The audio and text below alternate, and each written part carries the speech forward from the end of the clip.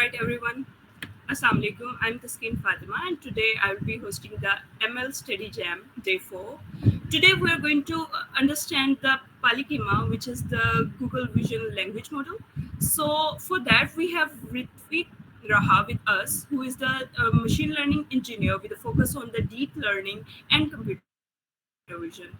He is currently associated with Pi Image Search, which he works on various advanced projects in this field. So over to you, Ritwik.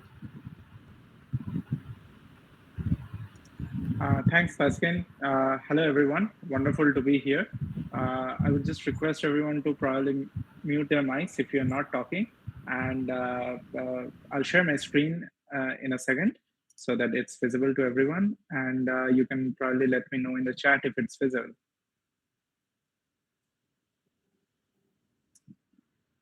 Is it visible? Yeah, sure. Go ahead, please.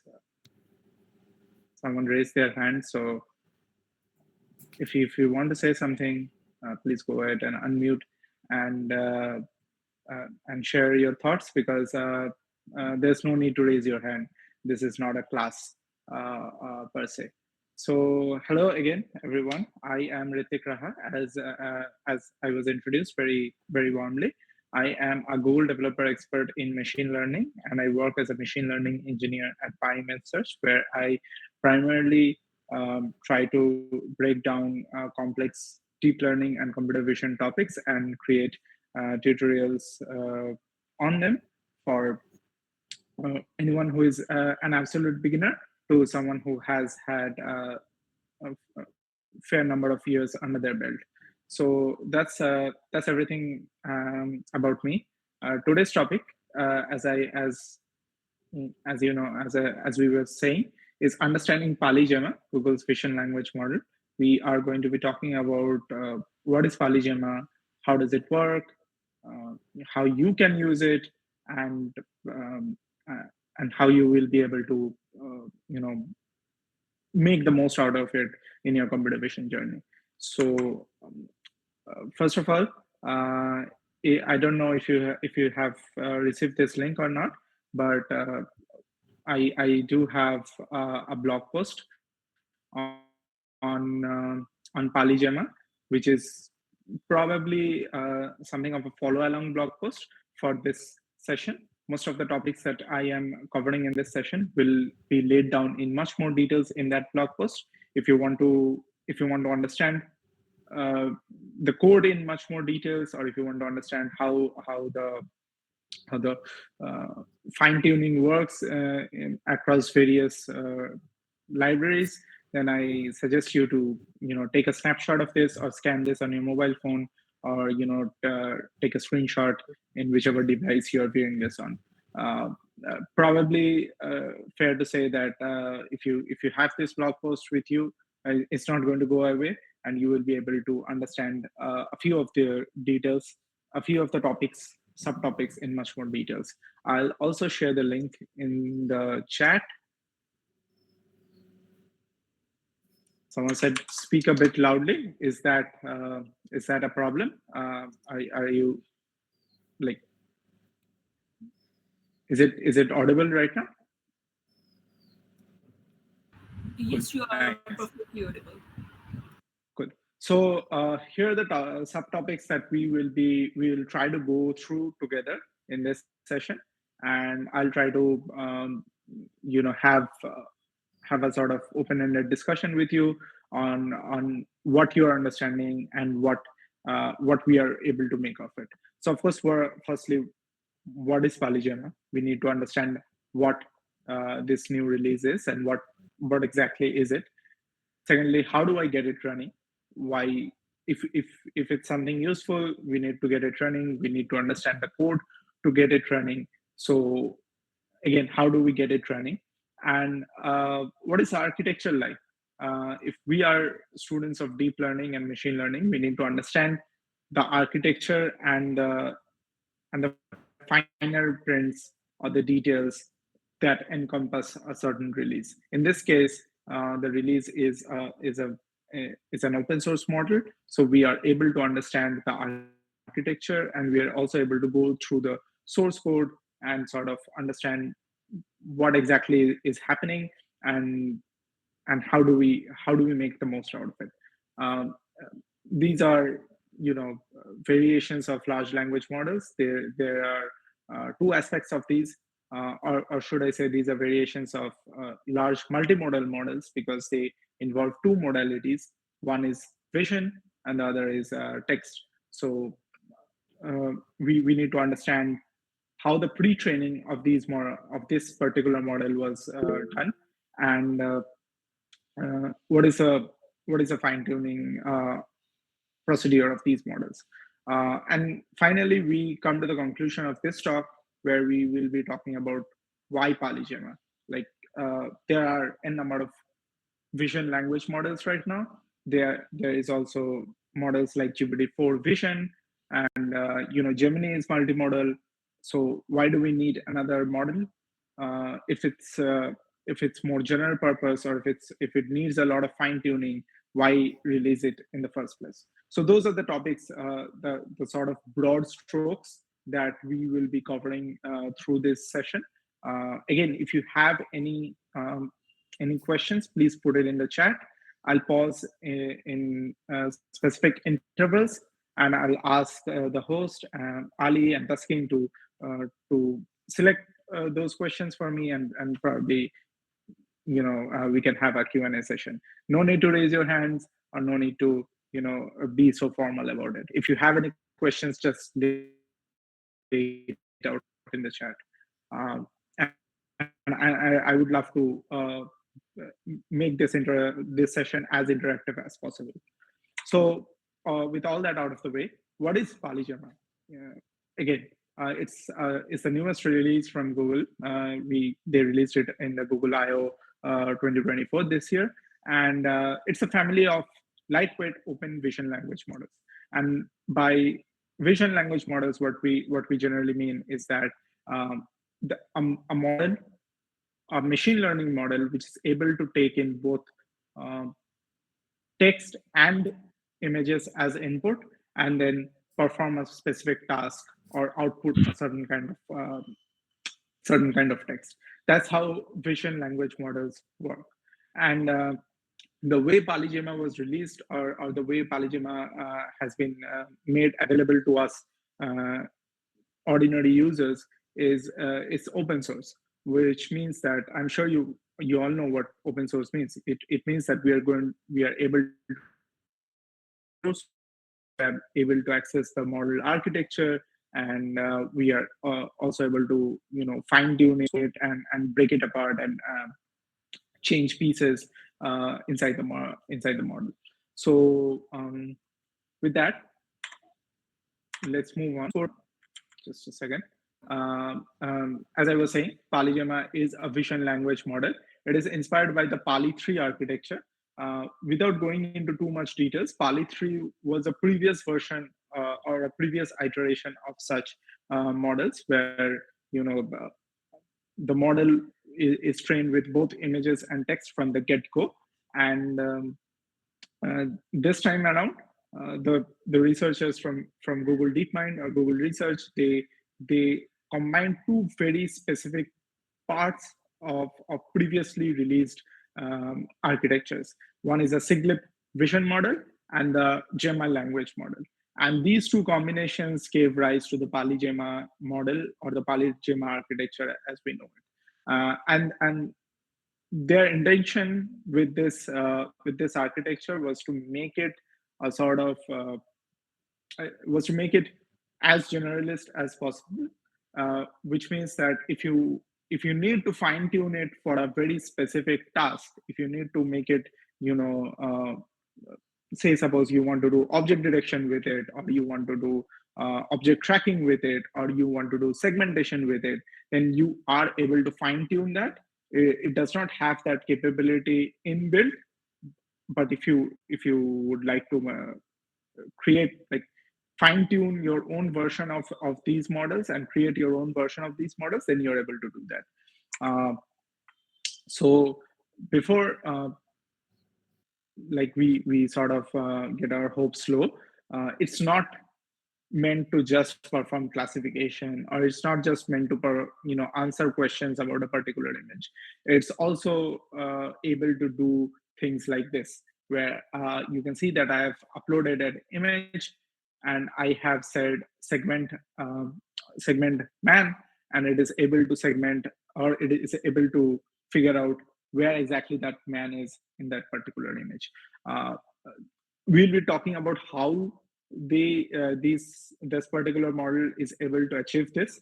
um, but just for the time being, I would like to stress that uh, there are a variety of tasks that is possible through vision language models. Earlier, those used to be limited to question answering. Like, for example, I upload a image, or I enter an image into the model, and then I ask specific questions about it, like, is the man riding a bike? Is there a sea? Is there a sea link behind the man? And the model would be able to answer those questions. But now, with this particular model, and some other models as well, you're able to kind of segment, classify, detect objects, count objects, and much more. So yeah, the range of capabilities of a vision language model has just increased, and that's something that is possible through PaliGemma right now. So again, the way they have released this is through three types of models. The first is pre-trained models. They have kind of three, I think, pre-trained models, where um, those are the base models that uh, they have trained and released. And then there's mixed models, where there's also pre-trained models and fine-tuned models, which means uh, it is able to do general computer vision tasks, but it is also able to do specific fine-tuned um, for example, object detection or object localization tasks. And then there's just fine-tuned models, and I think these are available on the Hugging Face Hub. If you want a link to all of these models and releases, they are in the blog post that I shared. They are in there as links, and you will be able to figure out what kind of models or what kind of tasks and modalities are possible through these models. Suffice it to say that through the power of community and through easy fine tuning methods, they have released uh, a bunch of fine tuned models, like more than 14 to probably 20 fine tuned models on specific vision data sets. So I know a lot of this is just theory, and you probably you would want to see uh, the elephant in the room, which is, how do I get this running? I understand that it's kind of a big deal, but how do I actually make use of it, and how do I get it to do this awesome vision question answering that we can see? So again, I understand that this is probably not very clearly visible, but if you go to the blog post, you'll be able to see the code. I Just give me a second, I'll try to share the collab link with you as well. Meanwhile, if there's any questions, I am happy to take this at this point.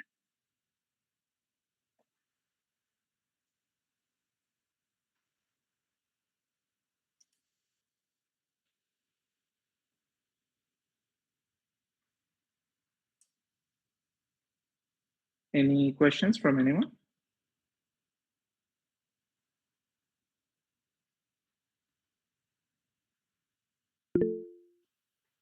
Okay, let me share the collab link with you. And someone has asked me, what is a fine-tuned model, and how is it different from base model? We'll go to that in a second. But a fine-tuned model is basically a model which has been trained on a very specific data set to perform a very specific kind of task. Uh, uh, the That particular task or that particular capability should not be present in the base model.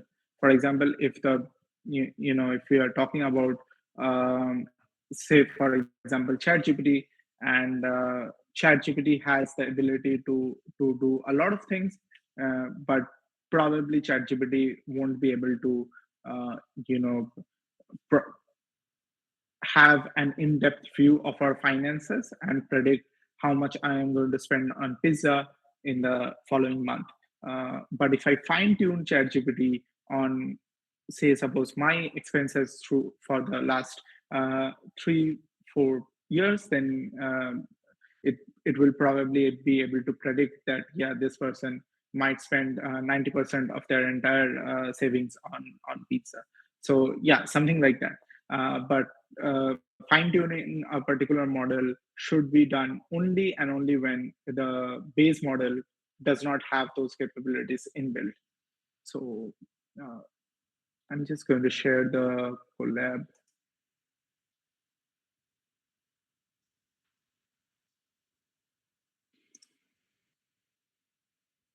Is this visible? I understand that I need to zoom in. Is it visible now? Cool, thanks. So what we are doing here is that this is a simple script. All we are doing here is inference on the PaliGemma model.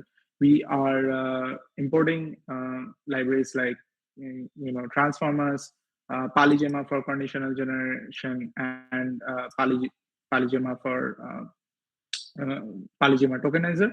We are also importing a bunch of you know torch and numpy libraries because we would be needing them in a second. We are taking in an input text. Remember, this is your prompt. This is the part where in the GIF that I showed you a moment ago, I was entering segment this man. So here is what you can input as prompt to the model. You can pass in an image directly, or you can take it from a URL. So I'm taking this from a URL, processing and getting the input image. I am passing all the I'm passing the model and other devices to um, GPU if the GPU is available.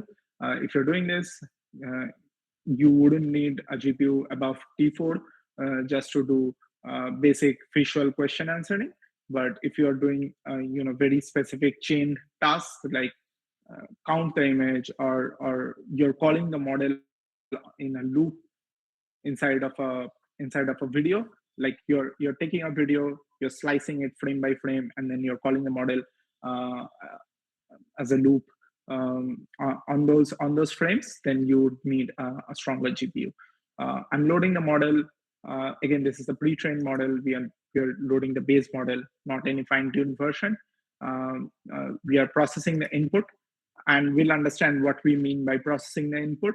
But at this point, what we need to understand that we are passing in the text, we're passing in the images, we are passing in a certain kind of padding strategy. Padding strategy simply means that all of the inputs should be of equal length, and then we are doing the inference, and we are asking the model to generate text based on the prompt and based on the image that it has received. At this point, it's probably best to tell you that PaliGemma does not have the ability to give you bounding boxes or give you, uh, you know, uh, specific objects, or it does not have the ability to return images to you. What PaliGemma does is that it returns text back to the user. Now, the text can be in the form of pixel locations. It can be in the form of bounding box locations of inside the image. It can be in the form of a description of the image. It can also be in the form of numbers or digits specifying to any kind of prompt that you have given in. For example, if you are taking a screenshot of me talking with my hands in the air, and you're saying how many fingers does this person have, it will probably be able to return 10, but it won't be able to return uh, you know the image, like it won't be able to read the image of my hands or the image of my face. The way it is doing that, again, if we go back to that demo, um, so let's say just a second.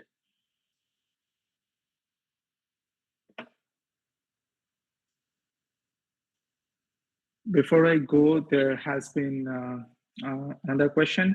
Is it possible to Google machine teachable pre-trained model, sync and run in collab? How to run with TF Lite libraries?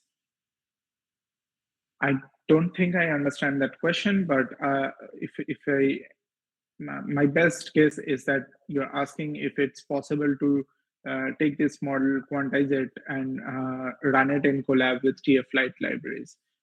It's not been done yet. This has not been edge deployed in any way, but uh,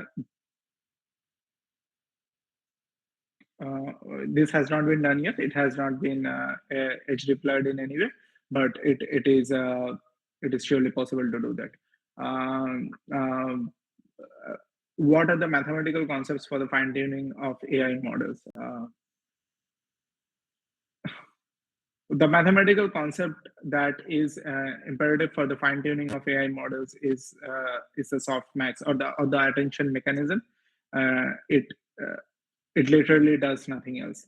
The attention mechanism is responsible for uh, learning the tokens that will be passed in during fine tuning, and that will enhance the capabilities of the model uh, to do a very specific task, which for which we are fine tuning AI models. Um, there are other mathematical concepts like for example what kind of architecture you're using, what kind of embedding schemes you're using, what kind of whether it's a sinusoidal embedding or a row positional embedding. uh, all of those come into the picture as well, but I think those are beyond the scope of this talk. So as I was saying, going back to this demo. If you look at this, when I say segment man, what is happening is that, of course, you can see a segmentation map, but what is again happening is that you see that there's this strange tokens, right? And these tokens are the locations or the pixel positions of the man in the image. That is what it is predicting. It is not being able to, segment or return a segmentation map or return a particular part of the image. It is returning the pixel locations or the particular tokens which are responsible for those uh, for the man in the image. So if the the GitHub URL for, if you want the GitHub URL for um, the inference, that's in the blog post as well. The GitHub URL for a very specific kind of fine tuning is in the blog post as well, so you need not worry. Okay, with that, we kind of understand how to get it running. It's very simple. We pass in an image, we pass in a particular prompt, we do inference, and we are able to figure out, we are able to get answers from the model.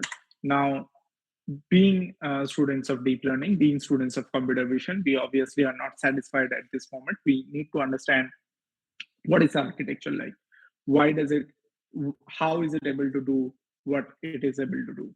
So uh, as said previously, you have kind of two specific parts of this model. One is a siglip, which is a siglip vision encoder, and the other is a Gemma decoder for text generation.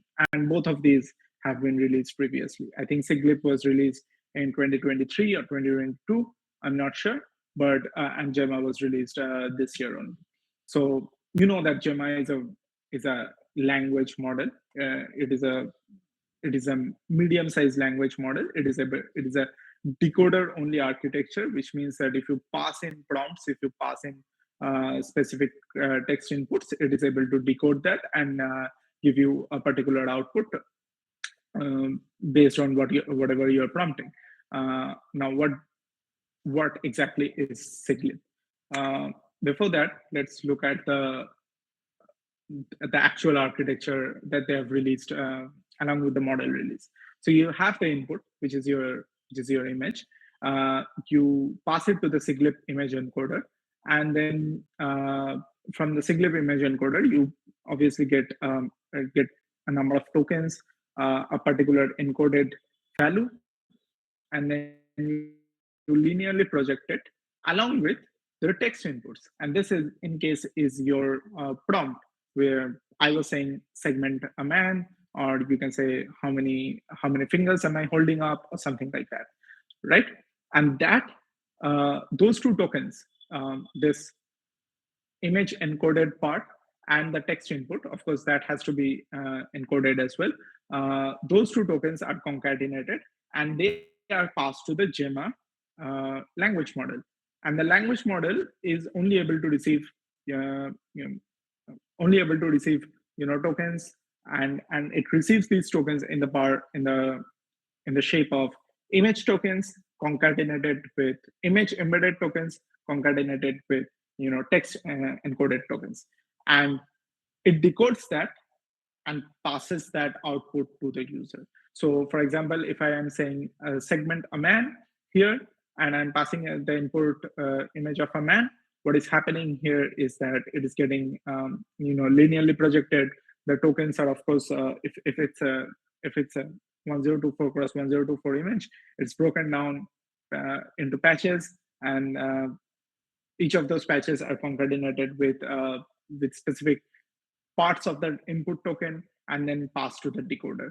And when the decoder receives that, it all it needs to do is auto recursively decode those tokens to predict something, to predict the next word, to predict whatever the text is asking it to do to perform a specific task. So that this is in a nutshell how the architecture is working.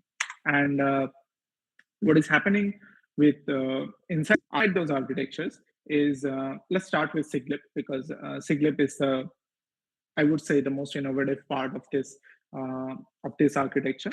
Now, all vision language models, all multimodal language models kind of depend on a strategy where you have a text and an image encoder together, and you're understanding the relation between text and image. If you're saying a dog is running, and if you're passing uh, an image of of a dog running, then this strategy will be able to understand what is a dog, or where the so for example, you can say that here we are seeing a text, and I'll read the text out to you if it's not visible. Pepper the Aussie pup, and here we are seeing an image, and that image is encoded. It's broken down into patches. The text is encoded. It's broken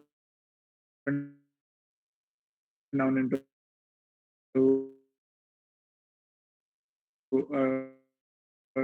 across image tokens. And we are trying to find out, just a second, I'll finish this thought and I'll come back to you. And we are trying to find out where the text tokens and the image tokens have the greatest sort of correlation. So obviously, the image token with with grass or field in it will not correspond or will not have a strong relation with uh, the text token that has pup in it. But the image token where the dog has a face, or an eye, or an ear, will probably be very highly correlated with the pup token. So that's how the kind of correlation is being mapped, and uh, that encoding strategy is being trained through backpropagation to make this text encoder and this image encoder uh, really perfect.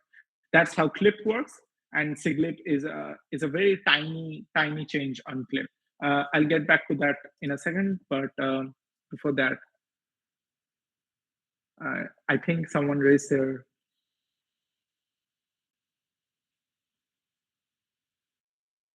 Is it? Is there a question?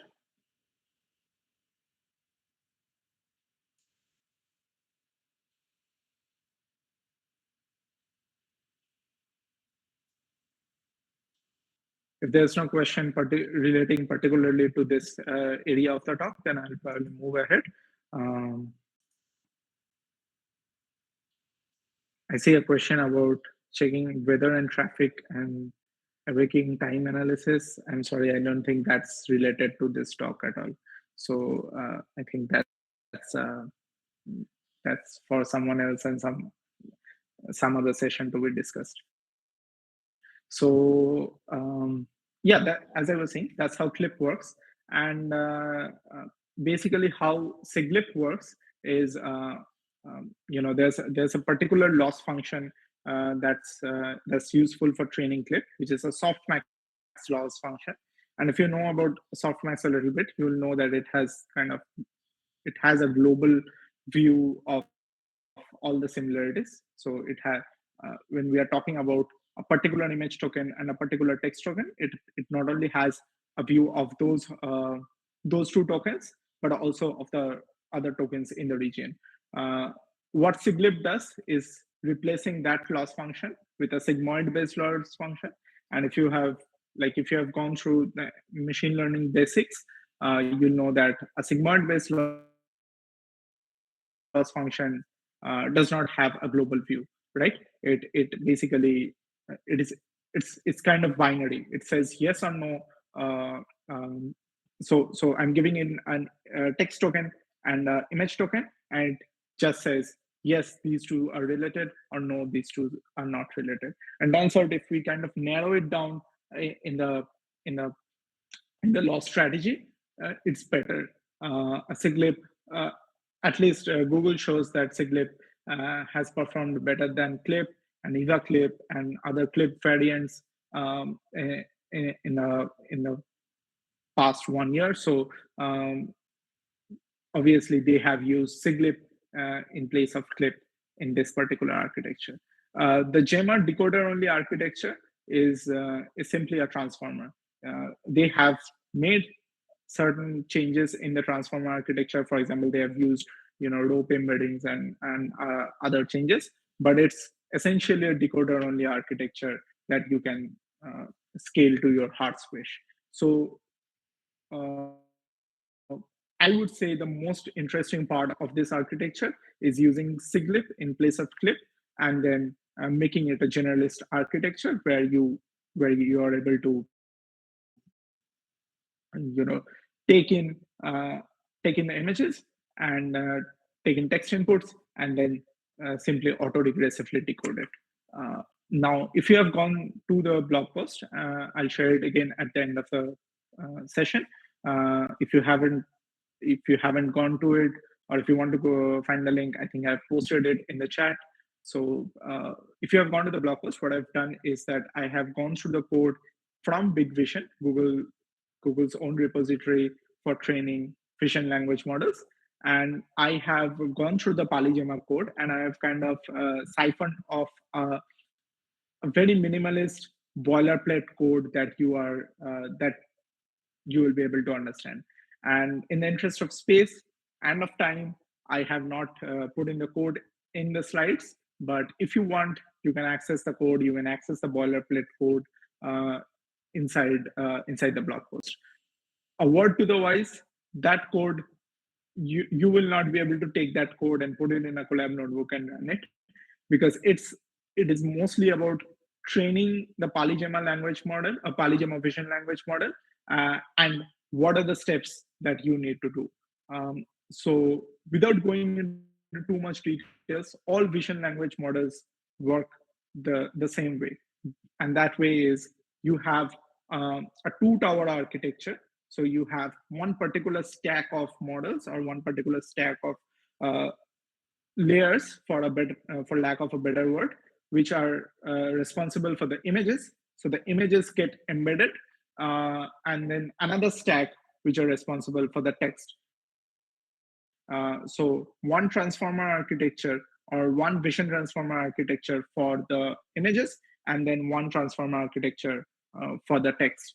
And obviously, as you go through it, the text and the images both get embedded to a higher dimensional space. And at the end of these two towers, what is happening is that we find a strategy to combine those embeddings. We find a strategy to fuse them and then train the model.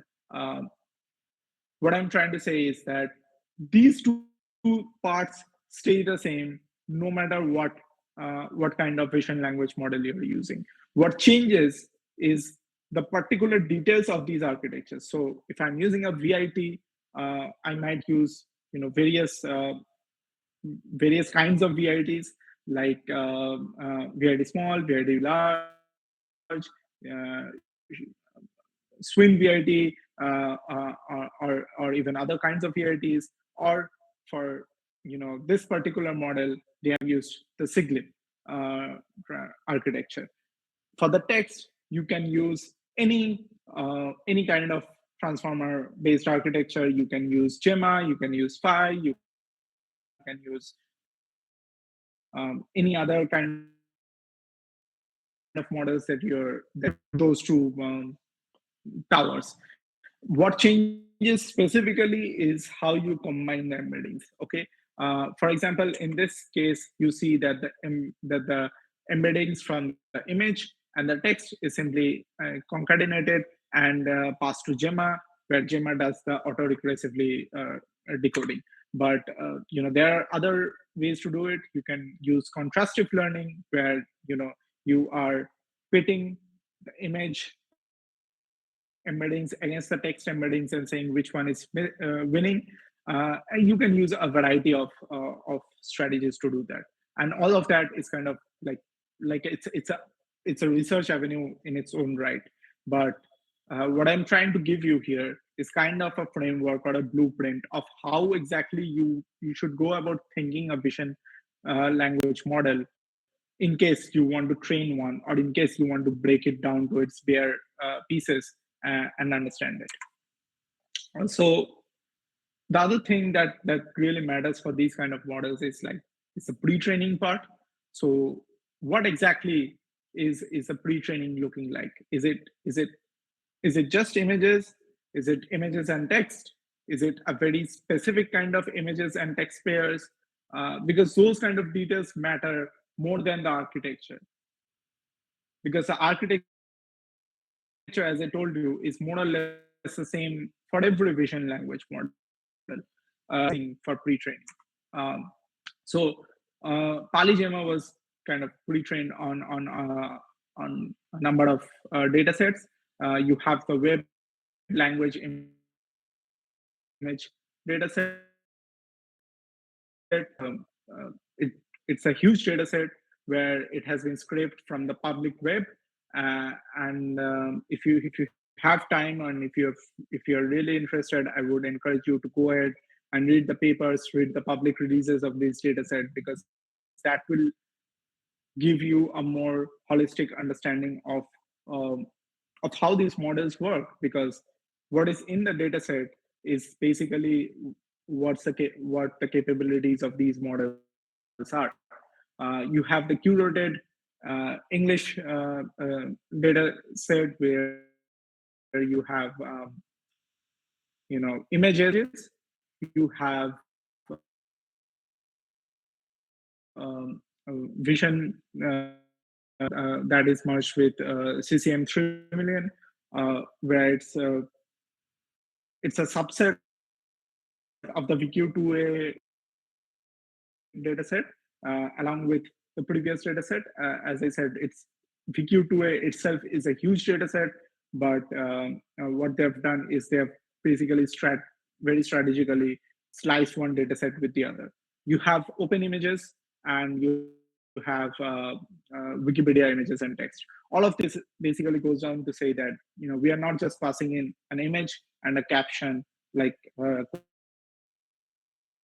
Coca-Cola. How the images were taken, specific metadata about the images, specific. If you can see, this particular image has about 50 or so bounding boxes inside of it. So this it's not simply an image and a description of that image in 2 or 3 lines. It's the very specific locations or very specific bounding boxes of objects within that image that uh, along with textual information about the image, that along with that textual information in multiple languages. All of this was put into the model to train it. And I understand that I'm boring you, but if you really want to understand how vision language models work and why they are good or why they're bad, it's the data set that matters. Because as I keep on harping on the same point, the kind of architecture is more or less the same. The scaling matters, the pre-training matters,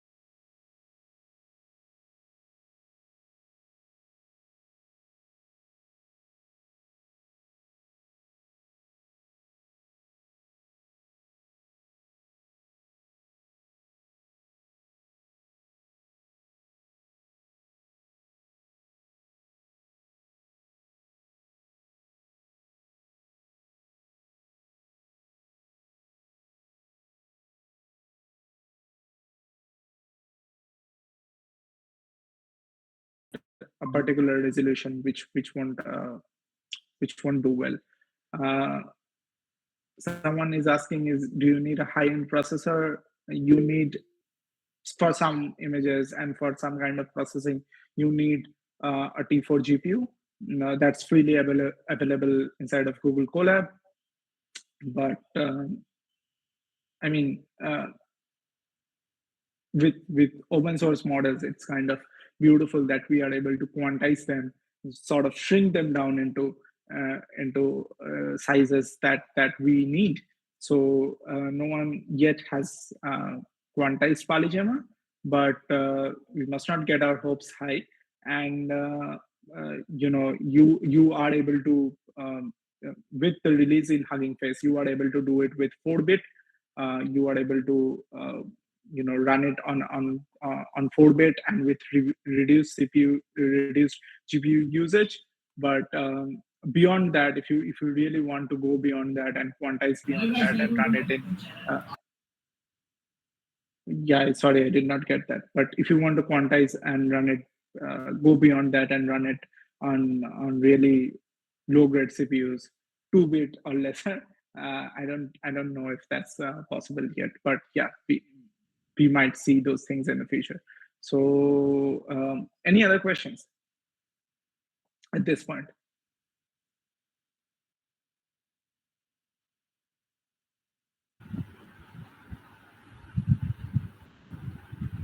Cool. So I'll continue with my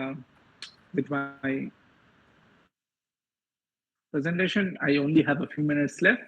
So I think uh, um, so the Jax fine tuning script, you have a collab notebook where you are able to go step by step. They have very smoothly laid out all the parts that you need. It's a really beautiful script, and you're able to fine tune it without much hassle.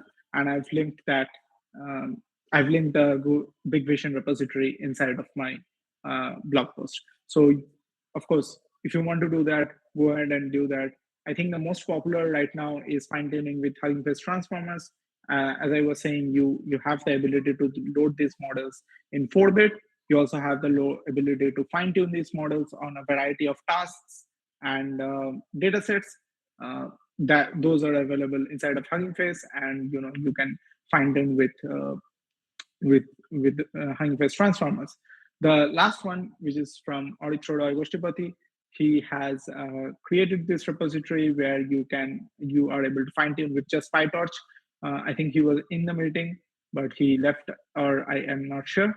But all of that, along with the link to his repository, is inside the blog post. So if you want a no hassle simplistic way to do it with PyTorch and just get it running in a few seconds, then I think that's your way to go.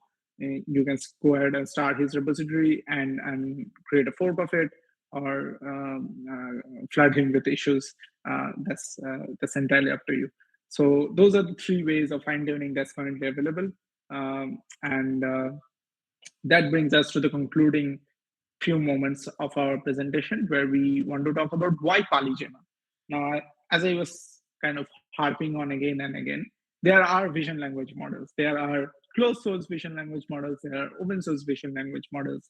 There are vision language models which are much, much higher in scale to what PaliGemma is doing. So why PaliGemma, and why was it released by Google? uh, three kind of things come to mind, but there are other reasons for this release as well. Number one is with an architecture that's clean, with an architecture that comprises of fewer parts, lesser moving objects. You can kind of scale it to billions, test your scaling laws, test how well Chinchilla scaling laws are doing, and see if it's holding up. Uh, Although PaliGemma has not been scaled to that enormous extent yet, but with these strategies, with these simple parts, you are able to do that. The second is generalist architecture.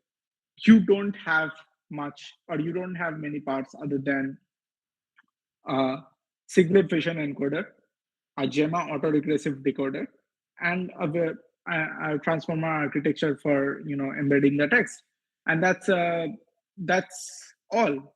You have a two-tower architecture that is able to do or able to perform so well. It's able to segment.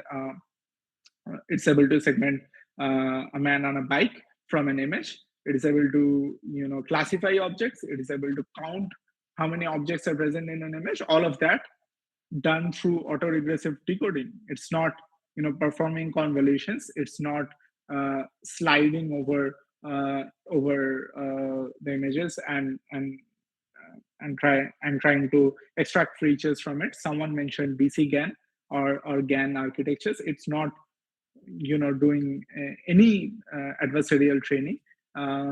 It's not even trying to denoise from a noisy vector. Um, it's a simple kind of architecture where you have two towers which are responsible for vision and text, and all you have is a damn good autoregressive decoder.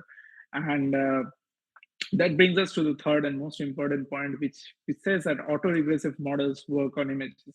Now, this is hardly a new. This is not something that's new to us. I mean, we have uh, the paper an image is worth 16 cross 16 words, which introduced VRTs or vision transformers to the world, kind of proved the point that autoregressive models should would work on images. But what it goes on to show is that you have these massive language models, right? And you have these models where multimodality is kind of frowned upon. It's kind of thought as a big hurdle to accomplish. What you basically need is a really great clip or clip variant, like for example Siglit, and you are able to auto-regressively decode tokens inside of an image. How cool is that? And that's in nutshell, 50 minutes or less, the essence of PaliGemma. That's how. That's the. I think those are the reasons why PaliGemma was released.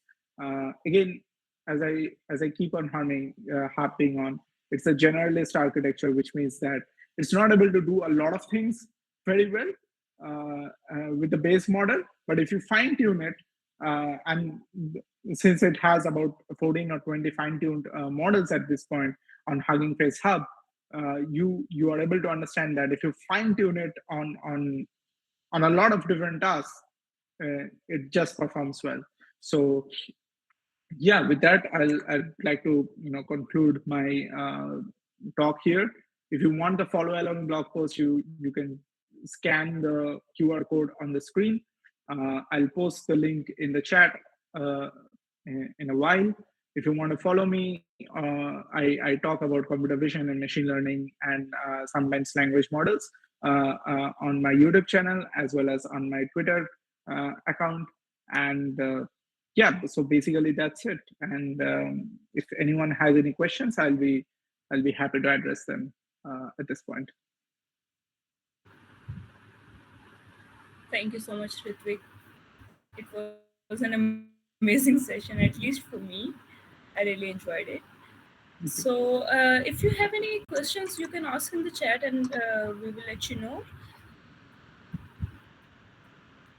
Sure, I'm here for the next couple of minutes. If anyone has any questions, sure, please go ahead, Arfa.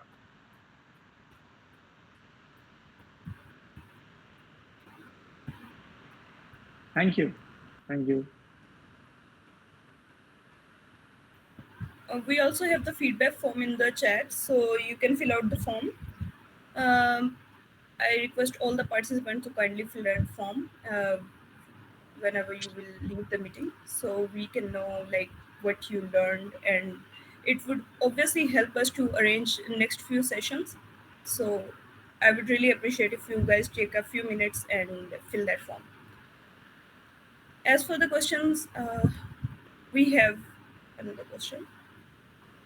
Hmm, for a beginner in the AI field, since I heard there is a less job inside in Pakistan.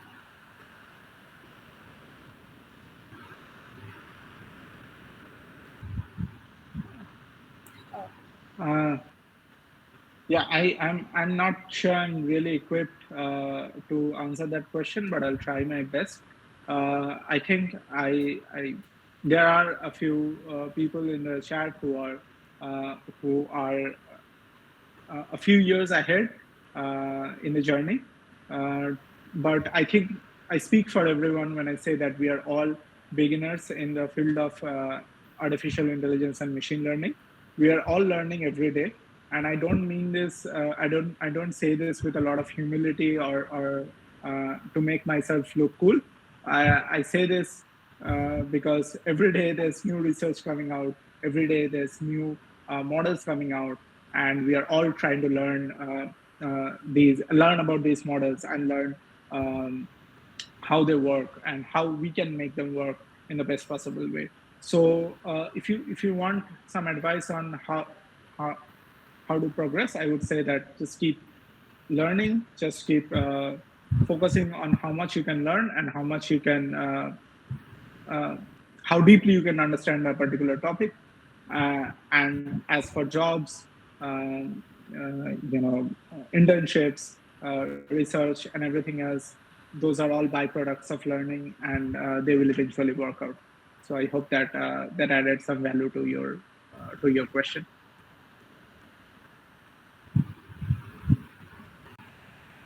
And does anyone else have any question?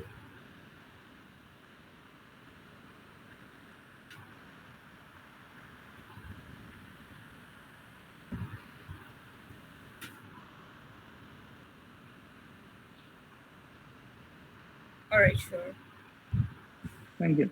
Thank you Thank you. so much, Ritwik, for such an amazing session. I really appreciate the time you spent here with us, and I thank all of you to join that you joined this session as well. So, yes, you would get the e-certificates, and thank you so much, everyone, for joining once again. Have a very good day. Thank you. Bye, everyone. Nice to see you. Bye.